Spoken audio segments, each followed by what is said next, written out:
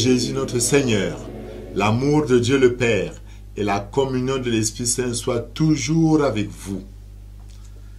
Le 6 janvier 2019, c'est la fête de l'Épiphanie, c'est-à-dire de la manifestation de Dieu au monde. À Noël, Jésus naît et il n'est connu que par Marie et Joseph, ainsi que les bergers. La fête de l'Épiphanie qui nous ramène à la célébration de la naissance, la nativité par les trois rois mages venus de l'Orient, qui symbolisent donc l'ouverture de la compréhension de cette grande nouvelle au monde. Cette célébration est au cœur aussi du mystère de notre foi. Les mages étaient des savants qui scrutaient les étoiles.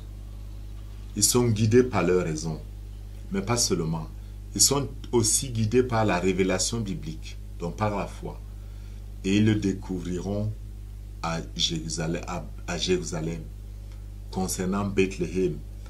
Quand le roi Hérode fait appeler les prêtres qui lui disent que c'est à Bethléem en Judée que devait naître le chef qui sera le berger du peuple d'Israël.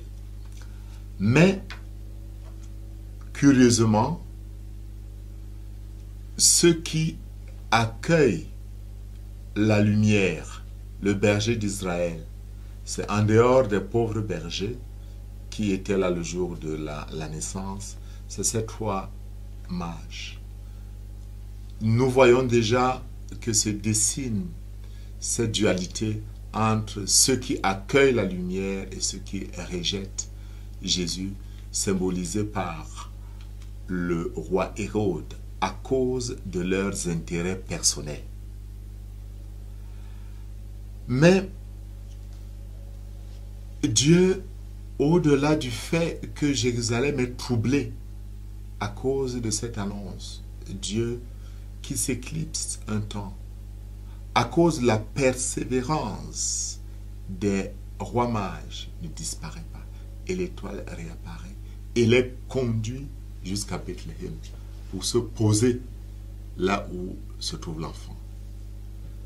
Dans nos vies, il arrive des moments de trouble. Mais Dieu, si nous persévérons, réapparaît. Retrouvons maintenant ces rois mages qui, au-delà des commodités de l'Orient, font un acte, pas de vénération, mais d'adoration, en offrant à Jésus, Dieu, de l'or, symbole de la royauté, l'encens parce qu'il est prêtre. Et il offrira l'encens de son propre corps, mais aussi la myrrhe, qui est cette odeur qui monte, n'est-ce pas, avec les prières des saints, vers Dieu notre Père. Nous sommes donc appelés à la suite des mages, de savoir reconnaître en Jésus notre Dieu et l'adorer, en lui offrant ce que nous sommes. Mais il y a une autre dimension importante.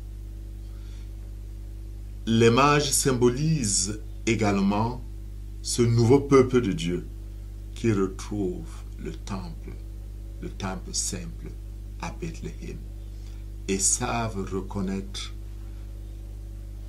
dans cet enfant le Dieu créateur du ciel et de la terre. Bethléem, c'est la maison du pain.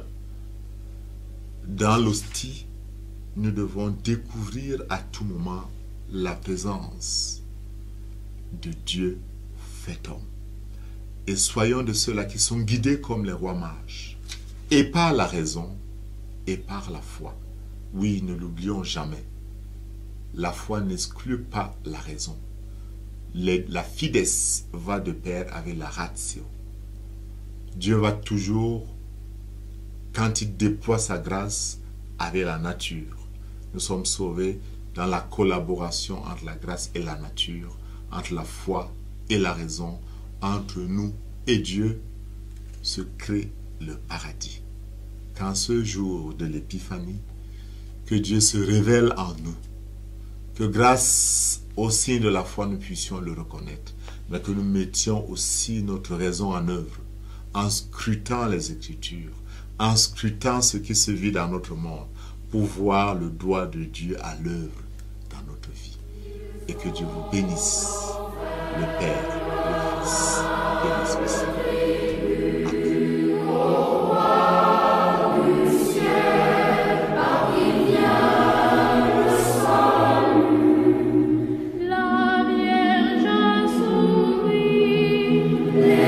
Amen.